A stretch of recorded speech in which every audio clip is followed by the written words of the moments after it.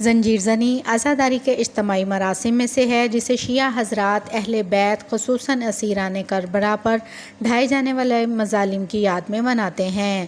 مختلف ملکوں میں یہ رسم مختلف نوعیت کے ساتھ مختلف مناسبتوں میں انجام پاتی ہے۔ یہ رسم اسیران کربلا پر کربلا سے کوفہ اور کوفہ سے شام لے جاتے وقت ڈھائے جانے والے مظالم کی یاد میں منائی جاتی ہے۔ ایران میں زنجیر زنی ایک خاص منظم طریقے پر کی جاتی ہے جس میں زنجیر زنی کرنے والے ایک دوسرے کے پیچھے دو یا دو سے زیادہ صفوں میں حرکت کرتے ہوئے زنجیر زنی کرتے ہیں۔ میڈیا نیوز کی ویڈیو دیکھنے کے لیے ہمارا چینل سبسکرائب کیجیے اور بیل کے آئیکن پر کلک کیجیے۔ بسم اللہ الرحمن الرحیم۔ آج ہم آپ کو زنجیر زنی کی تاریخ کے حوالے سے بتائیں گے۔ زنجیر زنی عزاداری کے اجتماعی مراسم میں سے ہے جسے شیعہ حضرات اہل بیت خصوصاً اسیران کربلا پر ڈھائے جانے والے مظالم کی یاد میں مناتے ہیں۔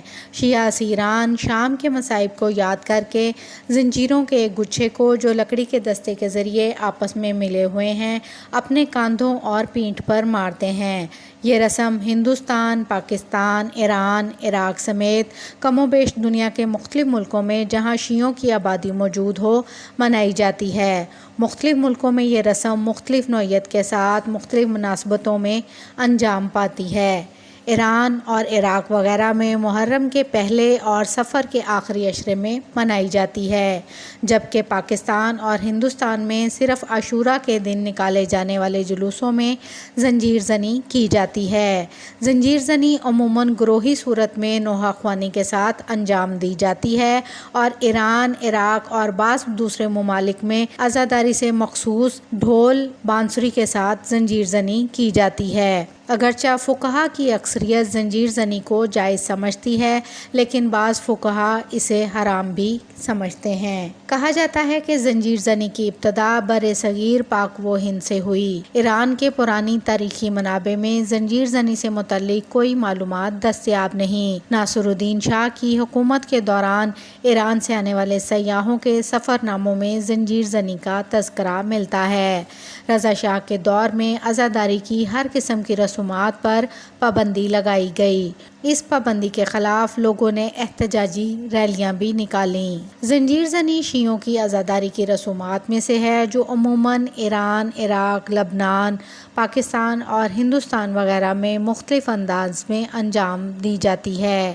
زنجیر زنی کے لیے کوئی خاص مکان جگہ معین نہیں بلکہ گلیوں، سڑکوں اور مختلف مذہبی مقامات جیسے امام بارگاہوں اور حسینیہ جات کے صحنوں میں زنجیر زنی کی جاتی ہے۔ یہ رسم اسیران کربلا پر کربلا سے کوفہ اور کوفہ سے شام لے جاتے وقت ڈھائے جانے والے مظالم کی یاد میں منائی جاتی ہے۔ زنجیر زنی کے ذریعے متعلقہ شخص اہل بیت عصمت و طہارت پر آنے والی مصیبتوں میں اپنے آپ کو بھی شریک قرار دیتے ہوئے ان کے ساتھ اظہار ہمدردی اور ان کے دشمنوں سے اظہار نفرت کرتے ہیں۔ ایران میں زنجیر زنی ایک خاص منظم طریقے پر کی جاتی ہے جس میں زنجیر زنی کرنے والے ایک دوسرے کے پیچھے دو یا دو سے زیادہ صفوں میں حرکت کرتے ہوئے زنجیر زنی کرتے ہیں۔ صفوں کے آگے آگے بزرگان، ان کے پیچھے جوان اور نوجوان طبقہ، آخر میں بچے حرکت کرتے ہوئے نوحہ خواں کے نوحے کے طرز پر ایک ساتھ منظم انداز میں زنجیر زنی کرتے ہیں۔ عراق میں بھی تقریباً ایران کے طرز پر زنجیر زنی ہوتی ہے۔ زنجیر زنی کرنے والے سب کالے کپڑوں میں ملبوس ہوتے ہیں اور صرف پینٹھ اور کندھا ننگا ہوتا ہے۔ یوں ننگے بدن پر زنجیر زنی کی جاتی ہے۔ کاظمین میں مستطیل یا دائرے کی صورت میں دستے حرم کے ارد گرد حرکت کرتے ہیں۔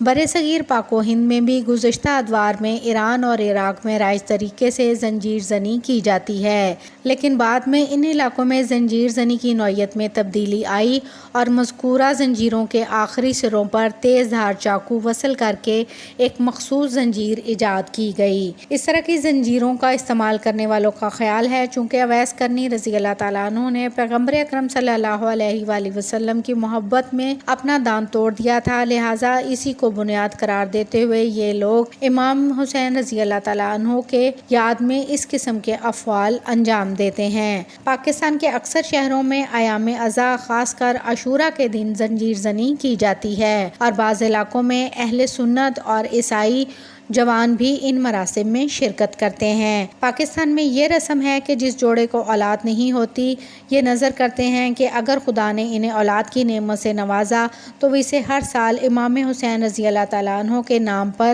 برپا ہونے والی زنجیر زنی کے مراسم میں شرکت کرائیں گے۔